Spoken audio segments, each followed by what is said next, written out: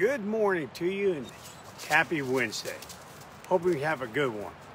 Hey, back on day 297, I talked about the really horrifying scenario of your dog becoming so separated from you that it becomes lost. And I talked about some precautions you could take to increase the odds that you would be reunited with your dog. You'd be able to find your dog, get your dog back to you. Well, today, think of today's video as kind of a prequel to that video. What happens in the immediate seconds or the immediate minute you become unintentionally separated from your dog? So unlike me hiking with Captain right now, he's off leash and he's running around here right now. And that his being off leash is intentional. I'm just kind of hanging out here at this river park down here. And if he runs off, he runs off. But if he does and he becomes lost, well, then now I have to go through the same thing that I told you guys back on day 297. Instead, what I'm really focusing on the most is perhaps you don't intend for your dog to be off leash. You're just down here doing training. And all of a sudden, the leash snaps. It's happened. It's happened. I buy some of the best leashes. I check my equipment. Always do a pre-equipment check, pre-training check on your equipment. I check the clasp, I check the leash, I check the handle, I check everything. I am very, very thorough to a darn near to a fault. Yet it happens. You didn't see that little weakness in that leather or that nylon. You just either you missed it or it's there and you can't see it. But I've had leashes snap. I've had D-rings on collars shear right off. Prong collars come apart like a leash, like an egg hitting a wall. Just links going everywhere. Catastrophic failures to equipment have occurred and they will continue to occur. And therefore, you just have to have some redundancies in place. Otherwise, you'll be afraid to do any training. And if you're doing advanced training where you have to, at some point, become untethered from your dog, and yeah, you can go train in a tennis court, you can go train in a dog park where you got a big old fence around it, or your backyard with a fence. But someday, if you really want to push this thing and really, really experience the joy of owning a dog that you do not have to be tethered to, then you got to take a chance. It's risky. But again, what they used to say in the old X Games, you got to risk it to win the biscuit. Yeah, man, you got to risk it to win the biscuit. So you got to go for it. And sometimes we go for it a little bit too soon, sooner than we thought. The dog just wasn't quite ready for it just yet. We're not proofed out the behavior as well as we should have. Mistakes happen. So here's the deal. What happens if you do make a mistake? If the equipment fails and you should have caught it, or it's not your fault, the equipment does fail, or you're practicing off leash and all of a sudden the dog just goes away from you. Yeah, whether it wants to play keep away with you, whether it's interested in something else, whatever. What next? What can you possibly do to get your hands on your dog so you're not dealing with the stuff that I talked about on day 297? Well, here's a couple of things to think about. One, rely on nature. So first of all, don't panic. Do not panic. Remain relaxed. Calm. Your anxiety, your sudden fear will propel you into actions that you will regret later, like, for instance, suddenly chasing your dog. That is the last thing you should ever do if your dog gets away from you. Do not chase it. I mean, think about it. How many times you chase your dog? Okay, most people, if they're chasing their dog with earnest, it's because the dog's in trouble. And they want to get something out of its mouth, or they're just trying to corral the darn thing for some reason. Don't chase your dog. All right, now that I got that over with, rely on the fact that dogs operate off of local enhancement I've talked about before. If they see something going on over there, they see another, now for domestic dogs, if they see another person over there, or if they see another conspecific, meaning another dog. And if a wolf saw a wolf, then that would draw them to that location. That location is enhanced by the presence of that other social creature. It's kind of like you being out here by yourself and you walk down here and there's something going on over there. There's some people hanging out, they're laughing, they're like, just seems like they're overjoyed. Maybe you want to walk down there and say, hey, what's going on, guys? Can I join in? Sounds like you're having a lot of fun. We do that. We tend to gravitate towards the crowds. Even if you don't want to join the fun, you just want to see what the heck's going on down there. Yeah, accidents, fights, all sorts of things happen. People are drawn to it. So you got local enhancement working for you. You also have stimulus enhancement. Stimulus, meaning it may have been some sort of stimulus that pulled your dog away from you, meaning some sort of object or something that that person down there or that dog is doing. Maybe they're playing with their dog with a frisbee, with a ball. But you can do the same thing. Maybe your dog took off and is now down there about 20, 30 feet, still within sight. You're still within sight of one another. Here's a couple things that you can do to try and get your hands back on your dog. Okay, know your dog. Before you're going to take a risk in training, before you do, you don't even want to take a risk, but the risk happens anyway, know your dog. Always try to know, what does my dog really dig? And I do mean dig. And if it happens to be cheese, oh my gosh, if I unwrap one of those little American slices of cheese, I don't know how our dogs can tell the difference between that sound and me just unwrapping something else, to me, the same darn sound. No, they're right there. And I do mean right there. I don't care what's going on. Right there. It even has the power to disrupt chasing off the delivery person. It's amazing. Find out what attracts your dog. Now for Captain, it's a ball. You guys seen it before. Oh God, yeah, he's here. He was over there a second ago munching on something, I don't know. But now he's here. If he got away from me, I am going to use this like no tomorrow. This is going to be, hopefully, like putting Dracula and showing him the open door to a blood bank about 50 feet away. I am going to use this like no tomorrow. So let me kind of just set up a little pretend scenario here, because it's going to have to be pretend. Cam's not going to run off from me now that I have this ball. But I can fake him out. And he'll think the ball went that way, and he'll go after it. And when he does, we'll pretend like he got away from me. I'll show you what I'll do with it. Okay, you ready? I hope this works out. All right, here we go. Keep going. Come on, got a ball. Got a ball, baby, got a ball.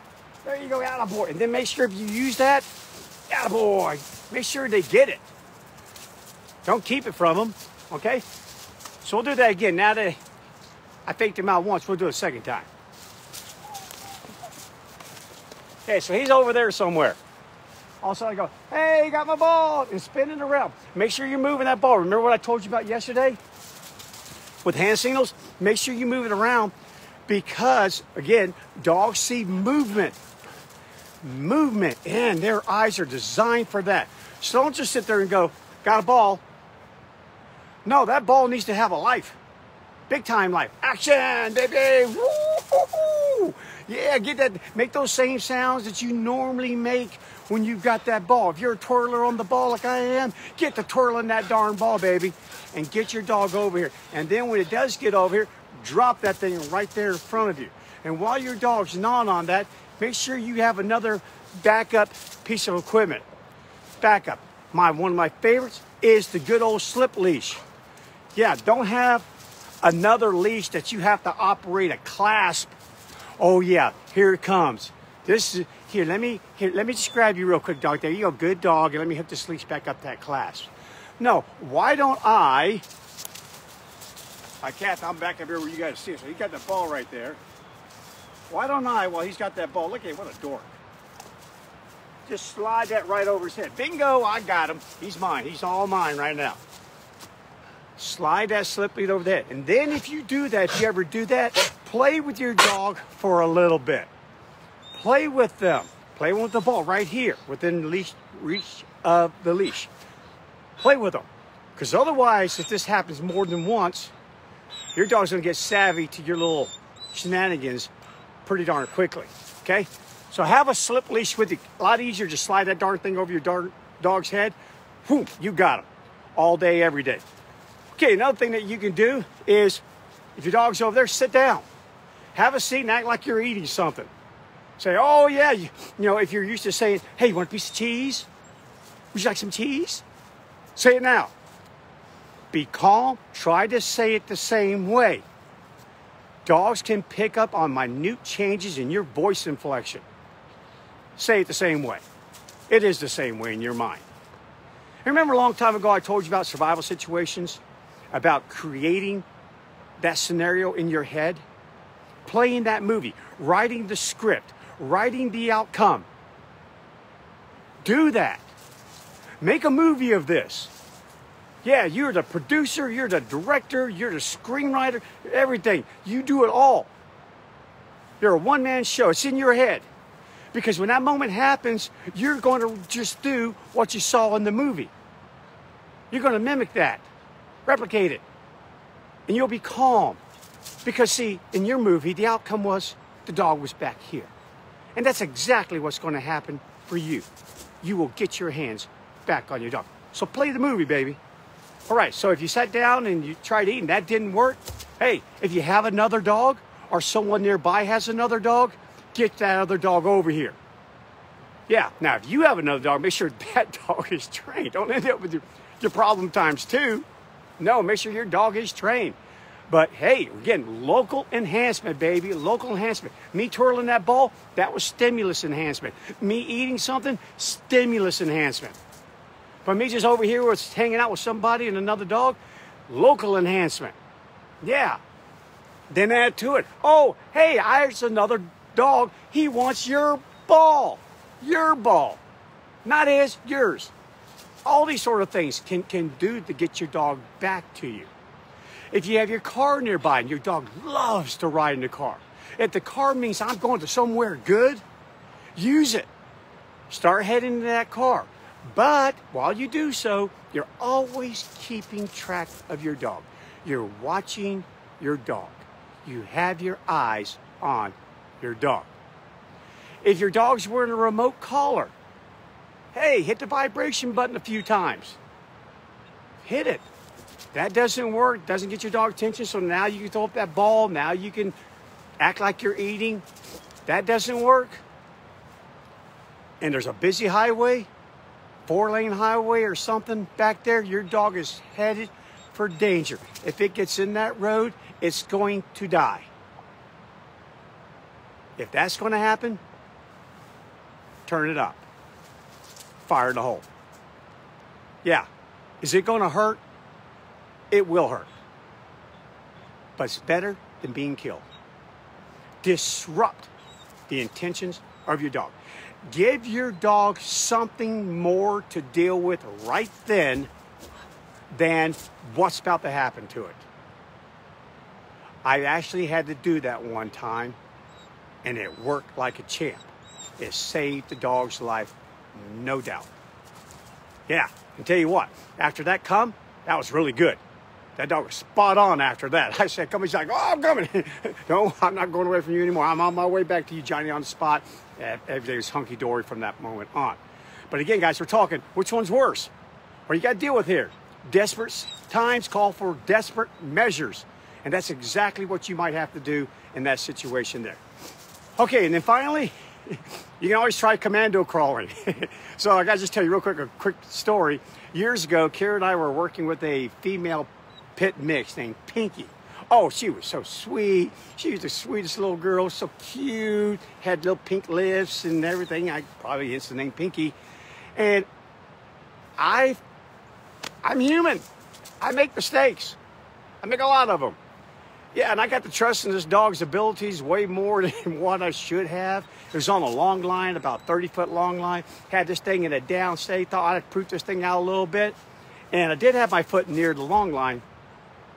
But I never realized how fast. Because this girl, hey, quit it. Over there. Go get your ball over there. You bugging me. This girl, up to that moment, had never moved faster than first gear. Never. But suddenly, I don't know what happened. I don't know what got her attention so much. But she bolted. So it went from 0 gear to whatever the highest gear this girl was capable of. Gone. Faster than I could even blink an eye. My foot didn't stand a chance. It got maybe the last foot of that leash, and it just ripped out from underneath my foot, and that dog was gone. Okay, but like most dogs doing that, once they go, oh, where am I going? What the heck am I doing? Am I free? Am I? I think I'm free. Yeah, trust me, unless they're just bolting after someone or something, some stimulus or local enhancement, they all of a sudden they just got up and moved, maybe they got startled or something, they'll stop. They'll try to assess the situation. Well, while that was happening, the dog started to just walk away. So Kira and I simply walked with it. Yeah, if you're going to go for a walk, may we join you, please? And that's what we did. We joined Pinky. She's up ahead of us. She's walking. And then she starts sniffing bushes and sniffing trees and checking out where other dogs live. And that's when Kira dropped to the ground. I can still remember it to this day. Hand over hand. Over hand. At some point freezing. She looked like a cheetah in the long grass. Kid you not. So slow.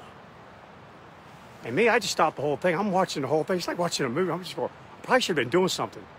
I couldn't do anything. This was fascinating.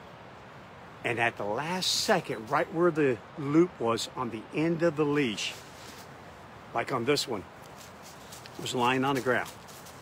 And I see this index finger about right there when Pinky must have realized something was up. Because she went, but Kira got her darn Pinky on that loop, and she had her.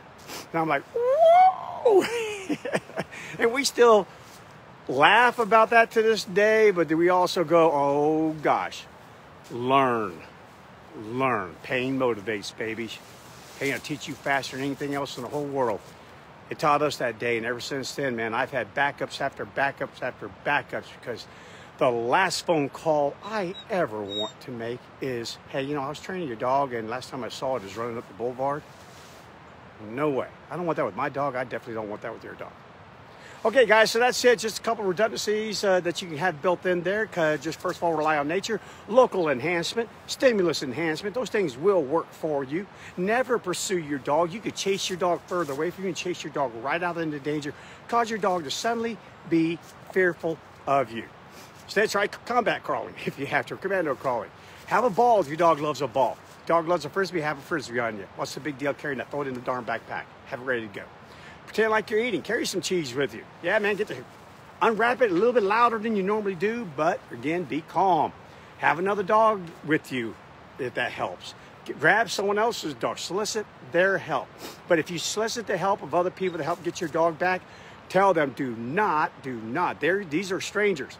I would just have them kind of move off at a distance over here and move off at a distance over there. And really their job is nothing more than to have an extra set of eyes on your dog in case your dog around some corner. They go, hey, your dog went that way. That's what their job is. Of course, if the dog walks up to them and they can pet your dog's just loving it, wants to flop down and get a good old belly rub, amen. Get her done while you can get up there and get that slip leash on your dog. Okay, if the car works, head back towards the car. Yep. Act like you're getting in it, crank it up, everything you need to do. And if your dog's running a remote training collar, use that vibration button, sit on that thing, it'll go for about 12 seconds flat, and see if you can get your dog's attention by giving it unusual haptic signals with it. And then in the last resort, if your dog's about to run over a cliff, about to jump in this raging river back here behind me, about to head into a 4-lane highway, which can not only just, and by the way on that, I had a client one time, young girl, whose mother was killed because she swerved to miss a dog that ran out on the highway in a situation just like I'm telling you. So sometimes it's not even just about saving your dog, it's about saving that other dog lover who's driving the vehicle and doesn't even think. Like a reflex, boom, they turn their car and bam, there they go, right into a telephone pole, unfortunately, like her mother did. So do what you need to do. If that's the case, sit on that button. Turn that stimulus right up there, baby. Whatever it goes to, that's where you park it. Yep, your dog will get over it.